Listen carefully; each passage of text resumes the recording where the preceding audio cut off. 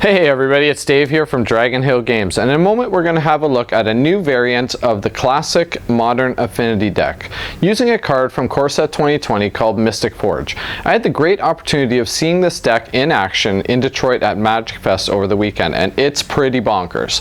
So let's have a look at how the deck works. We always recommend shopping at your local game store. However, if there are cards you can't find locally, we have provided a link in the description for every card you see in this video. Using that link will help support this channel. Okay, let's have a look at how the deck operates. Mystic Affinity is very similar to popular Affinity builds, with a few minor but extremely powerful changes. Mystic Forge allows us to play cards from the top of our library in the same way that Experimental Frenzy does for red. We can also pay 1 life and exile the top card of our library if we hit a land while we are going off. Ethereum Sculptor reduces the cost of our artifact spells by 1 colorless mana. Since the majority of our deck costs 1 mana or less, having 1 Ethereum Sculptor means we can play most if not all of our deck in 1 turn. Having 2 on the field ensures that you can play cards off the top until you feel like stopping. But Dave, you say, I can't keep playing cards off the top of my deck. Eventually I'm going to keep hitting lands and I'll have to stop. That's what our baubles are for. Whenever we crack a chromatic sphere or a chromatic star, we float a mana of any color, usually blue, for if we hit an Ethereum Sculptor, and then we draw a card. So we do this whenever we run into a land off the top. Conjurer's Bauble is also used for drawing past a land on top as well.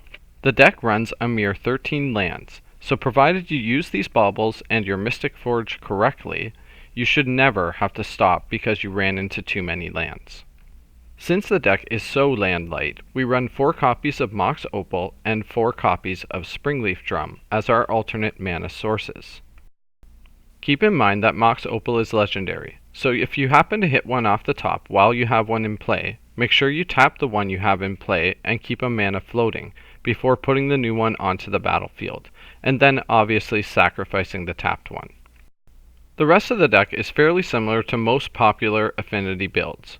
Memnite and Ornithopter are essentially free creatures that will either turn into monsters or become fodder for our Arcbound Ravagers.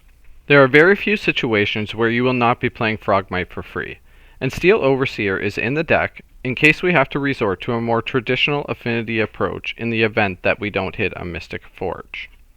And finally, Arcbound Ravager gives us the ability to sacrifice all of our artifacts to it, and then place all the counters on an Ink Moth or some other creature that has gotten through by sacking the Arcbound Ravager to itself.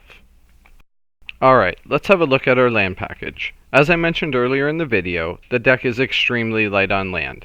It simply runs 4 copies of Glimmervoid, 4 copies of Darksteel Citadel, and then of course 4 copies of Inkmoth Nexus, which allow us to get over top of our opponent and kill with infect damage, and finally 1 copy of Spire of Industry as additional mana fixing. This is essentially the deck.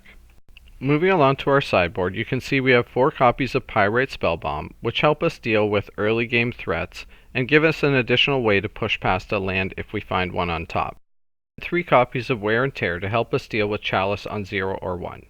The deck also runs a couple of copies of Welding Jar to help us get our Mystic Forge back in the event that something terrible happens to it, and a couple copies of Dispatch as additional early game removal.